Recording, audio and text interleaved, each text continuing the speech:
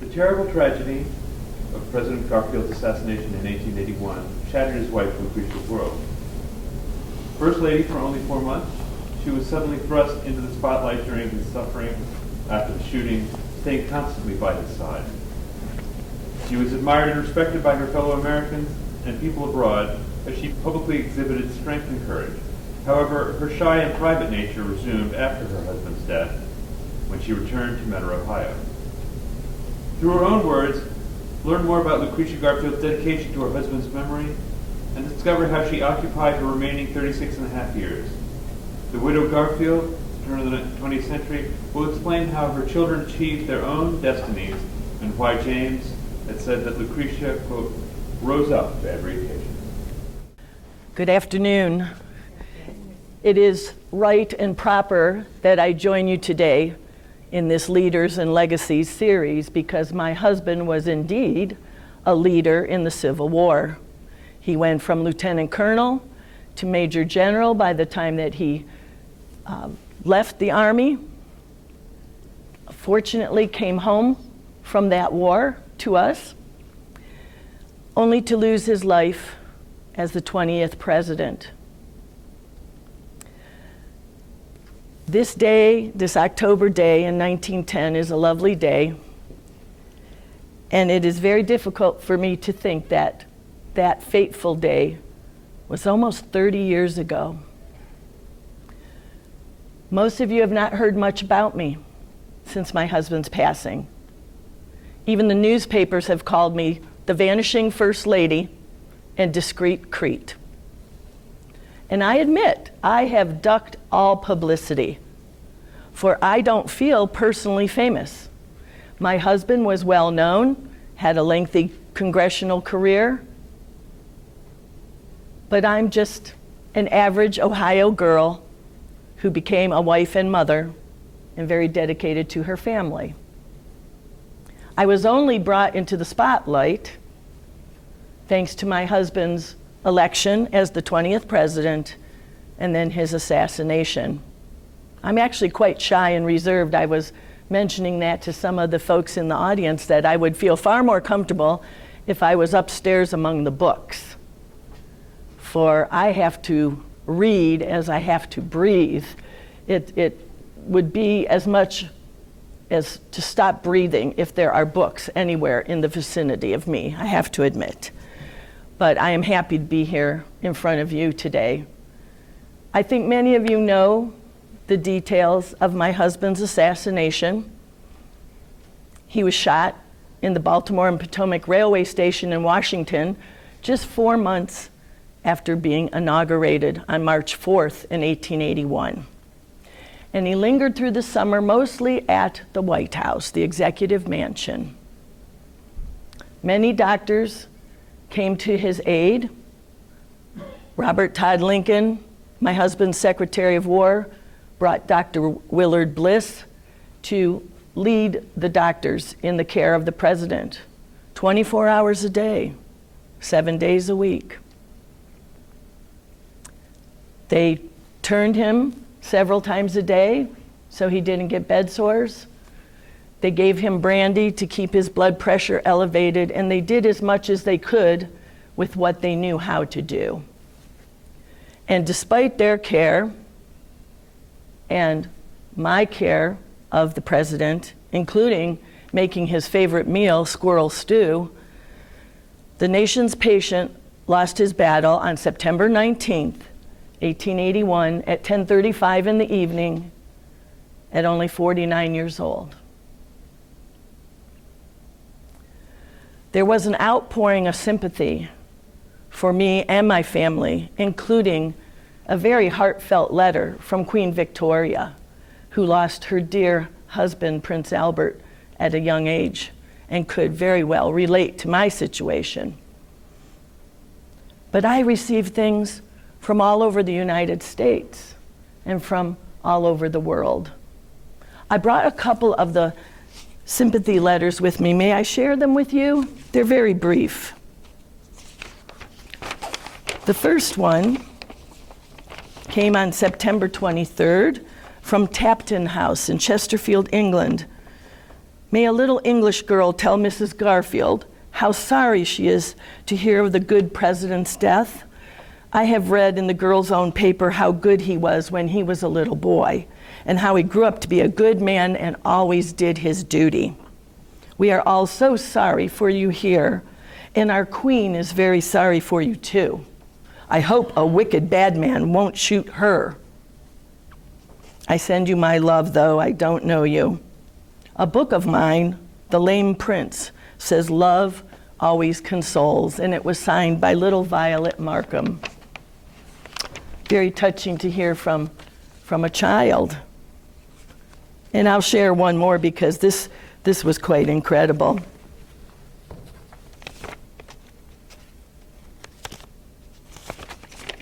My dear madam, I sympathize very deeply with you and family in the loss of your noble, great, and good husband, General James A. Garfield.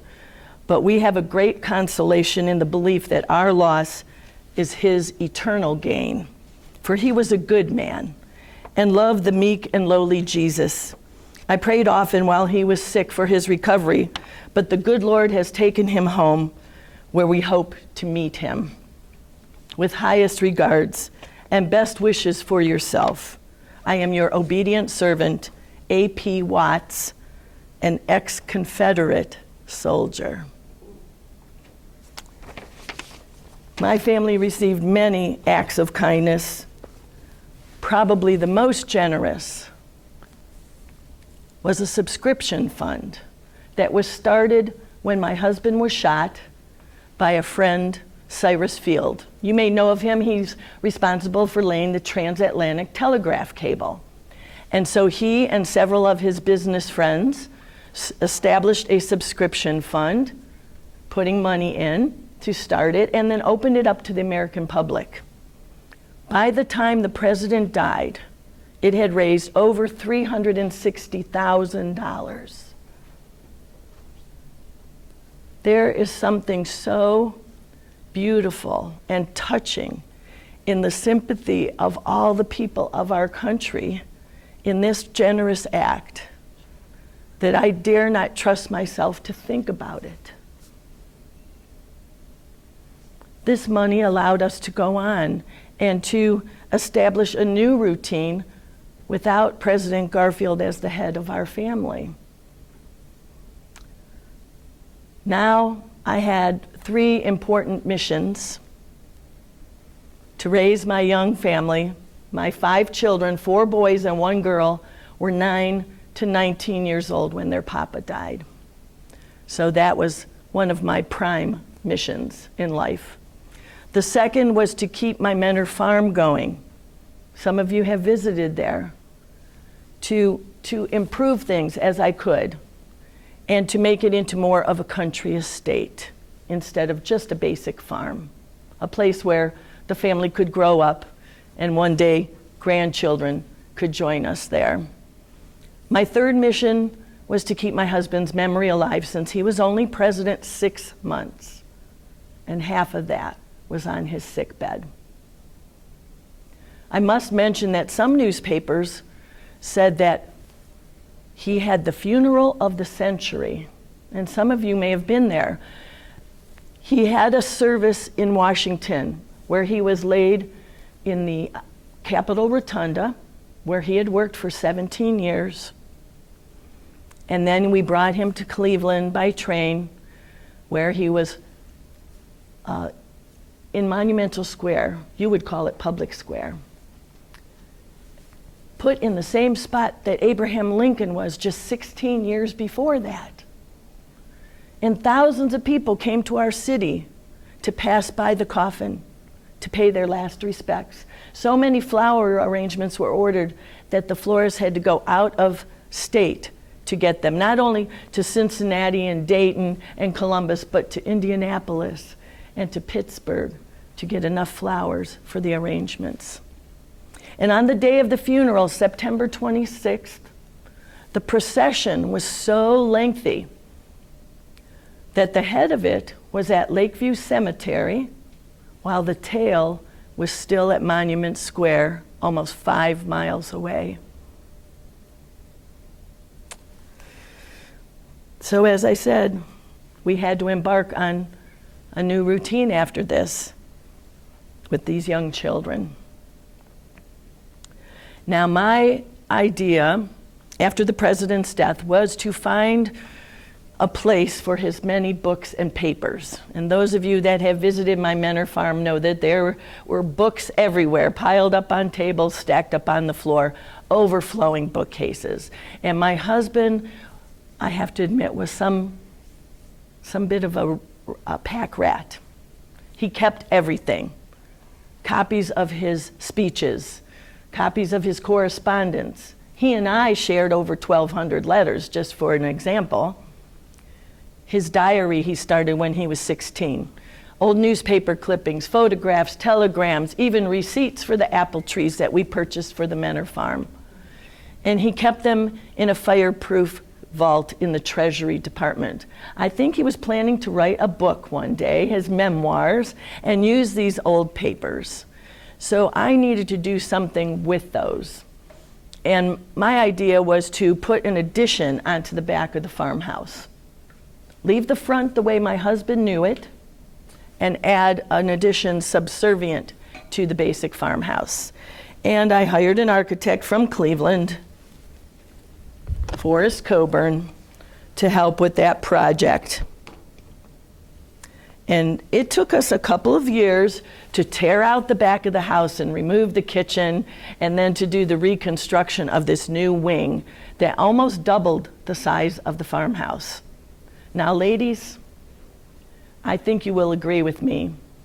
I decided to live temporarily in Cleveland while this project was being done, because with all the dust and the deconstruction and then the construction with no kitchen, it made sense that I purchased the Worthington house on Prospect near 40th.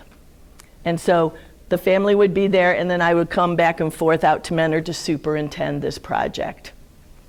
And so in 1886, when we finished this, we had a lovely library.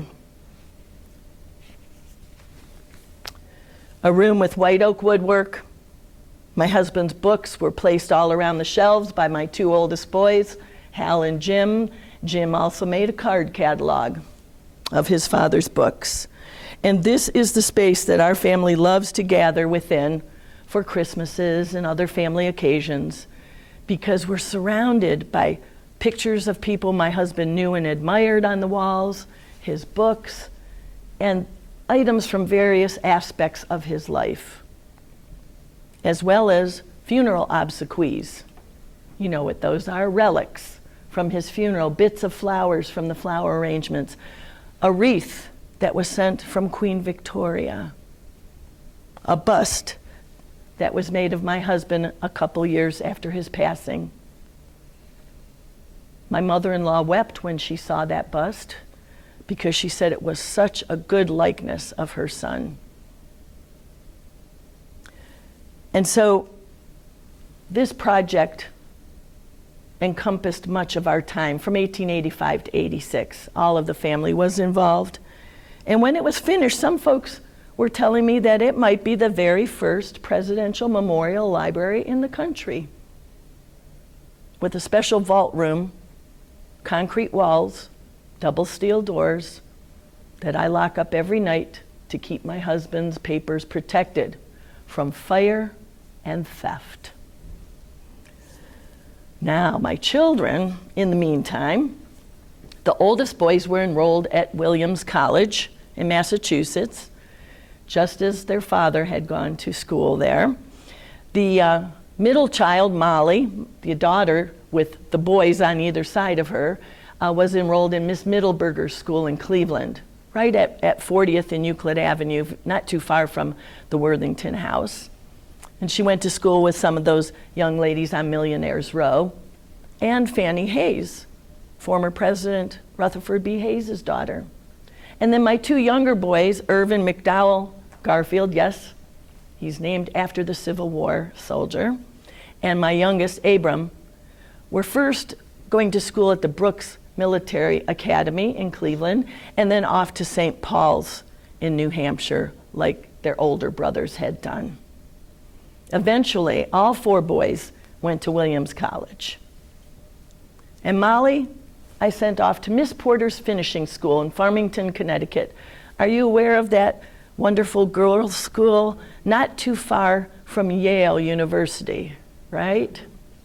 Well, when Molly was close to 16, she wrote in her diary, "I believe I'm in love."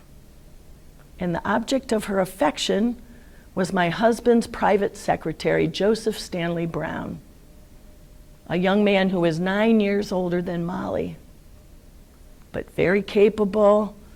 Our entire family appreciated all he had done in the White House after my husband was shot. Nothing happened when Molly was 15, and I sent her off to Miss Porter's, and Joseph happened to be at Yale, at the scientific school, studying geology to get a job with the U.S. Geological Survey.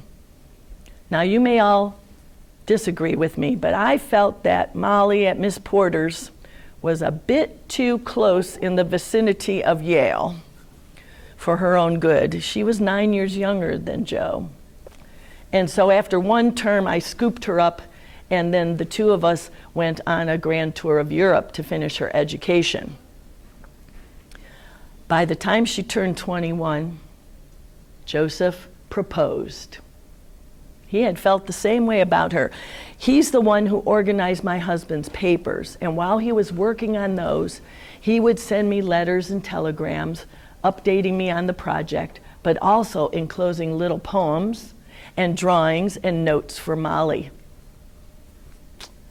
So finally, he proposed. And on June 14th, 1888, the 2 of them were married in the beautiful Memorial Library, a very new room at that point. And as it turns out, it was a double wedding because my older son, Hal, married Belle Mason on the same day. One couple after the other, taking their vows at a kneeler in front of the bay window in the room. The house was festooned with flowers and ferns. We had a string quartet that played the wedding music as the 2 girls entered the library. And we hosted a reception downstairs where we had 2 wedding cakes, one for each couple, Hal and Belle, Molly and her Mr. Brown. So by 1888, 2 of the 5 children were married, starting a family life of their own with homes of their own. In 1890, at the end of the year, in December, my second son, Jim, married Helen Newell of Chicago at her father's home in Chicago, a very festive holiday wedding. Red and white roses and green smilax decorated the house, and even their wedding certificate had a border of holly and had red calligraphy. And then in 1897, my youngest, Abram, married Sarah Williams, as in Sherwin Williams. And she married on a beautiful October day, just like today, at her father's house in Bracknell. It was an outdoor wedding with tents, lovely autumn leaves, a beautiful ceremony and reception. So you see, by the turn of the century, 4 of my 5 children were married and starting on life without me, with their spouses. The holdout, Irvin. Yes, Irvin, our old Dutch brig. That was his nickname by my husband when he was a young boy, and because Irvin always moved to the beat of his own drummer.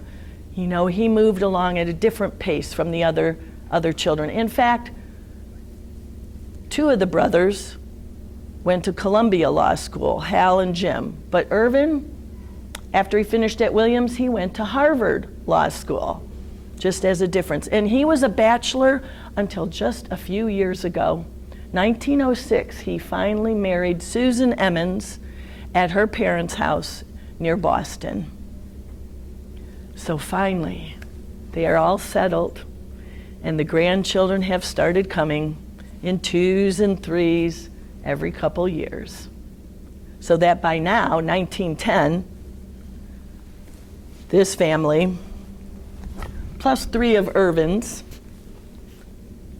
are my grandchildren. This is 13 of my 16 grandchildren right in front of Lawnfield, in front of the porch. Irvin had a son and 2 daughters that would be added to this mix. So this was in 1906, before he had that wife and children.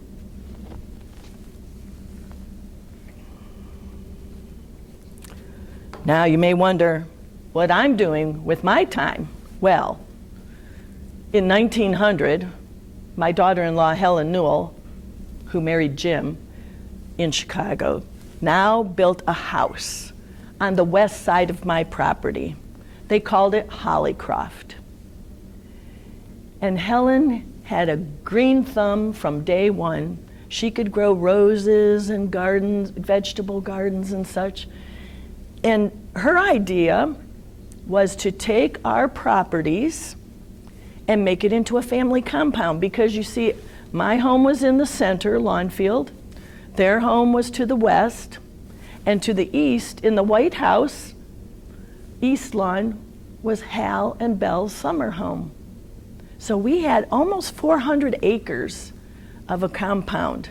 And Helen hired a landscape architect who created driveways and walkways so that once we pulled in from Menor Avenue, we could go from house to house without ever having to go back onto the main street again. And we planted some unusual trees, some landscaping took place. So I know that family compounds seem to be a more modern idea, but we had one starting in 1900, thanks to Helen. I have been busy with the Ladies Literary Society. Some of you may have heard of it. It's called the Miscellany Club. Molly and I and my sister-in-law, Lede, started it in 1898, and we patterned it after the literary society that Mr. Garfield and I belonged to in Washington. So it wasn't just tea time, ladies. We actually read and studied and presented talks on various subjects. One year we talked about the American Revolution. We had to stand up in front of our small group, just like I'm doing today. We kept the group small so we could meet in each other's parlors, and we took turns hosting the Miscellany Club. And Molly came up with the name. She said it wouldn't tie us down to any one thing in particular with that name. So we keep the membership small. You have to be invited to join. I'm sorry. We are keeping it to a parlor-sized group, but it is very engaging and wonderful for the mind to have these discussions with this ladies group. I also like to go to New York City for the opera season. And I have begun going from place to place where these grandchildren are, making an annual visit, because some of them are in the Boston, Massachusetts area, some are in Bracknell, some are here in Menor, and Molly even had her family out in California for a while. So that gives me a wonderful excuse, which I'm sure all of you know is a delightful trip to go visit grandchildren. Now, one of my other passions, as you heard, is reading. And in the late 1880s, son Jim became the president of the Mentor Library Association board. And our idea was to take this subscription library that had been going in Mentor for a long time. When Mr. Garfield and I moved here in 1876, you had to pay a yearly fee, a subscription, to borrow books from the library that was housed in someone's home. And you could take several books out, but woe be it if you damaged a book or failed to return it. There was a heavy fine. And so my son Jim and I came up with the idea of creating a free public library. And we started to raise money for a library. We had dime socials at my home, Lawnfield. I donated a piano so that we could have Mozart and Schubert concerts. We had donations of many books, even from some of those ladies from the Miscellany Club. And we even had bake sales, a cake sale to raise money. Only daughter Molly, and her husband Joe had traveled to Alaska with the Geological Survey, and they brought their lantern slides and did a presentation so we could raise some money on that. And by the time that we were ready to build our own building, you see, we had moved from someone's house, we had moved to the second floor of the City Hall. And then we were ready to have our own building.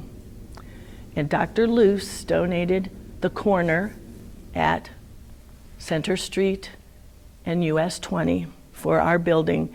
And my son Jim, as the president of the organization, hired an architect in the family to help design this building. And that was my youngest son, Abram. You see, 3 of the 4 boys went to law school, but Abram, the 4th, went to MIT for architecture. And he designed the original Mentor Library building that looked like this. And we christened it, if you will, dedicated it in May of 1903. Miss Cleveland was the librarian. She built bookcases. She took books out to the schools in her truck. She really was a wonderful first librarian for us. And I just feel it's so important for our younger generations to have books so that they can have adventures and see the world beyond just Lake County, Ohio. And so with the free public library, they could now come and get books here as well. And you know, Miss Cleveland even talked about putting in gas lighting so we could stay open in the evenings. So hopefully that will be the next improvement. So here in 1910, I have 2 sons who started a law firm, Garfield and Garfield, in downtown Cleveland. Hal and Jim started a law firm together. But by this time, the 2 of them had separated. Hal was asked by President Wilson to teach at Princeton and then to be his U.S. fuel administrator during World War I. So that's going to be a very, very important job for him. Second son, James R., has become very friendly with Theodore Roosevelt. The 2 of them admire each other greatly. And Mr. Roosevelt has had Jim on the Corporation Commission and some other tasks, and then he expects that one day possibly Jim can be the Secretary of Interior in his cabinet. And Irv is working as a lawyer in Boston, again, his own pathway. He became a full partner in 1901. And he's on boards of the Peter Bingham Hospital, Women's Hospital. You may have heard of that. He was recently asked to help out with the Columbia Gas Board. You may have heard of that. He is a referee for Harvard football games and loves to play golf with his wife, Susan. They have quite a sporting life there, just outside of Boston. And dear Molly's husband, Joe, working for the Geological Survey, but he has aspirations of being a banker one day. So we'll see where that takes them. Now, I am just about to embark on a trip west. And maybe some of you ladies would like to join me. Someone said I'm a snowbird. And I had not heard that term before. But I started in the 1890s going out to South Pasadena, California for the winter. You know, our harsh winters have been so difficult on my health. And so Amy Newell, who lived next door to Hollycroft, and I boarded the train to Chicago, and took the Atchison and Topeka and Santa Fe right into Pasadena, where I stayed at a hotel that the railroad companies built, a luxurious place. And I've been doing that since the 1890s. And I think it is helping me in my old age. For I have not minded growing older, but I think I mentioned this earlier. When old age fastens its grip on you, that's another thing altogether. And I have always had lung problems since I was a young girl. You know, we grew up here on the Western Reserve getting sick almost every year with the ague, a type of malaria. And I think that being in the warmer climate with orange groves and palm trees has been very wonderful for my health. So I'm going to continue to do that because a couple years ago, I purchased a corner lot and had a house built at Buena Vista and Meridian Streets, right on the corner. Looks like a little Swiss chalet. It was built by some cousins of mine, Green and Green. Maybe you've heard of them. Famous architects that do this craftsman style of home where they use local materials, the rocks from the arroyo, and beautiful timbers for the roof, stained glass, a lovely, lovely house where I winter. And I will be leaving shortly, and we'll be heading there to avoid the next winter. And then I will be back with all of you again in the spring. So some of you may be interested in finding out the railway schedule. Amy Newell is going to take her horseless carriage and her driver, so we will have transportation. And we will spend the winter out in this lovely area. Some people you know are also wintering out there. Mr. and Mrs. Bissell, the vacuum cleaner people. Adolphus Busch, famous for his beer. The Wrigleys, they are in the same neighborhood. And the Tournament of Roses parade will be held in January, nearby, not too far from my home. So you see, I have had a quiet but very social life in the years since Mr. Garfield has passed. The 16 grandchildren and their parents keep me quite busy. And these children and grandchildren have been a continual joy and inspiration to me. And with the memory of my 2 little children and my dear husband who didn't stay with us very long, I have had a remarkable life. For does not life grow richer as the years go by? It seems that even our losses take us into wider fields and nobler thoughts. One of the last things my husband said was he wondered if his name would have a place in history, if people would remember him. And I can say with authority that having you folks here with me today is proof of that. Thank you so much for joining me.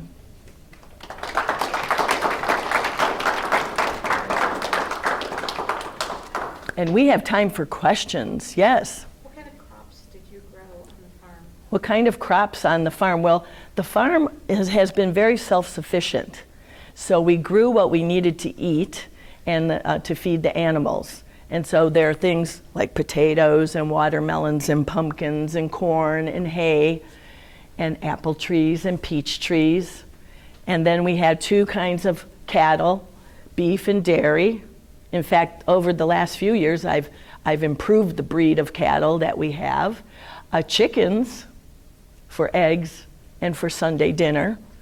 We've raised turkeys for Thanksgiving and Christmas almost every year. And so it's a very self-sufficient farm. If we have extra butter, I might take it into Painesville and sell it. Mr. Garfield used to take some extra hay periodically into Kirtland and sell it there. But mostly we're living off of what's raised and grown there. Yes? Are your son's houses still standing today? Are my son's houses still standing? Well, in 1910 they were. And if we allow a little time travel, I could say that the house on the east lawn, where the oldest son summered, is still there. It is now part of Faith Lutheran Church. It's their fellowship hall, I think is probably the best word for it. It's the White House just to the west of the church. Unfortunately, we lost Hollycroft in the 1960s to a fire. Son Jim passed away in 1950. By then he was living in Bracknell with Abram, and so he sold his house, which was made into apartments. And then there was a fire that took it down to its timbers, and so now there are condominiums sitting in that area where Jim's Hollycroft was.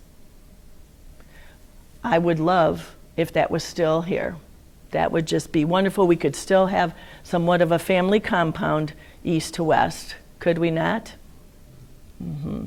What about your Pasadena home? The Pasadena home, yes. Does that still exist? Yes. Here it is today. So you can see a before and after. Still exists. It's a private home. It sold a couple years ago. Well, now probably 4 or 5 years ago. With the years passing, I lose track. But it sold for over $3 million. The owner who sold it at that time was Madonna's sister and brother-in-law, Melanie Ciccone, and her husband, Mr. Henry. And they have done a marvelous job in preserving this house because they received a historic grant and they used it to bring the house back to the way it looked when I last lived there. And even though it's a slightly different color, they were lucky that the other owners had saved the old windows and doors and things, and the Henrys put it back. Put all those things back, and the only difference is there was a sound studio in the basement because Mr. Henry is a recording engineer. So yes, this still exists. You can go drive by and see it. It's on the corner of Buena Vista and Meridian, 1001 Buena Vista. You can use some modern means to see it on something called Google Earth. Mm-hmm. Yes, Jeff. Did you ever socialize with any of the other estate owners, or like Moore over there where the mall is? Yes, he's asking if I ever socialize with the other estate owners. And yes, you know, I'm in a slightly different category than the folks along Millionaires Row and Mr. Moore and Mr. Everett. I'm just a step lower than those millionaires. And so they weren't always within my sphere. But there were times when I was invited to occasions for them, weddings of the Wade family or the Hannahs and things like that too. But yes, with Mr. Moore very close by, and his driveway, comes out very close to my home, just a few blocks away. We have had conversations and been invited to some things. His son has a roadside stand there. You know about that? Selling vegetables. They have several farms on that property, the Moore estate. And so he has a roadside stand right along US 20. And the interurban goes by now. So people are stopping and buying his produce. Anything else that you want to know about? Yes? I remember, but I'm not sure. Clarify, did your husband stand on the porch? And there were many people that came by thousands. Good question. She wants to have me verify if my husband stood on the porch while campaigning for president, and yes, he did. In the summer and fall of 1880, they have estimated that 17,000 people came to our farm property in small groups and large groups, African American Civil War veterans, German immigrant businessmen from Cleveland. My husband spoke to them in German from the porch. The young people's Garfield and Arthur Club, those young men who would be voting for the very first presidential election in their lives came. And so we hosted these groups all summer and fall. And that was quite disruptive. My husband went out on the porch probably 70 times to give speeches. Some important dignitaries were brought into the house, like former President Grant came for a visit, and I provided lunch for him, obviously. But most of the other folks waited out on the front lawn and on the dirt road, US 20, and then my husband would come out on the porch and welcome them and greet them and give them a very patriotic message, nothing real political, because presidential candidates were not supposed to campaign for themselves in 1880. That was looked down upon. You know, you would be bragging, and it was beneath the candidate to talk about themselves. So the people in the party are the ones that went out and did the stumping, did the campaigning. But before my husband even returned from the convention in Chicago, people had started showing up on our front lawn. They were camping on the farm. They were taking apples from our trees. Someone took the front gate as a souvenir. And in order to keep home life normal for my children, I engaged them in a China painting project. And it seems like the younger boys were clueless with all these people coming and going. They just went about their normal life. They went fishing over at the pond a couple blocks away. But the older children seemed to be disrupted a little bit more. The reporters want to know what Molly was wearing, what the boys were taking in school. You know how reporters are. So it's true. If he couldn't talk about the politics or what he was going to do, what did he talk about then? Well, she's asking if he couldn't talk about politics, what he did talk about. He could have very easily talked about politics. He had been a congressman for 17 years. He had been the chairman of the Appropriations Committee, the Ways and Means Committee. He was on Banking and Finance. He helped start the Federal Department of Education. He created our modern census. He could have very easily spoken about political issues. But rather than make a mistake with the voters, it was safer to talk about patriotic things, being very welcoming, saying he would do anything for them. If he was talking to farmers, he would address their issues. Talking to steel workers, could talk about that, because his district, the 19th district in Ohio, covered both farmers and businessmen. He had lots of experience at that. He's one of the best speakers in the Republican Party, I have to say. So he did not make a mistake in that entire summer and fall of speeches from the front porch. Are they saved? Are these The speeches are saved in a little booklet that you may be able to access. Yes. And you know, the one that finally unnerved me was when a group of our Hiram friends and former students came to visit. And I had to get the handkerchief at that point to see friends we had known before all the politics had gotten chaotic, I guess you could say, and took over our lives. To see these people, I had to step aside in the house a moment and have a little cry. That was the one that really got to me out of all the groups that came. There was a professor that we had when James and I had gone to school there, and a lot of our friends from Hiram. You had your hand up too, ma'am. I was wondering if your children went to Washington with you when he was in the White House or in Congress. Did the children go to Washington with me? Yes. The first few years that my husband was a congressman, no, they did not. The family stayed here in Ohio. And when you're a new congressperson, then you usually board in a boarding house, share rooms with people like Jacob Dolson Cox and other people. But then my husband realized how much he was missing his family life. And so we started to become like a family of vagabonds. And we'd pack up and all go to Washington for the congressional term. And then when Congress was in recess, we'd come back to Ohio to be near the constituents that elected him. So we did the back and forth, and the children went to the Smithsonian museums and to parks and things. They went to the soldiers' cottage, where Abraham Lincoln had spent a lot of his time in the summers. So yes, we had taken the children with us to Washington.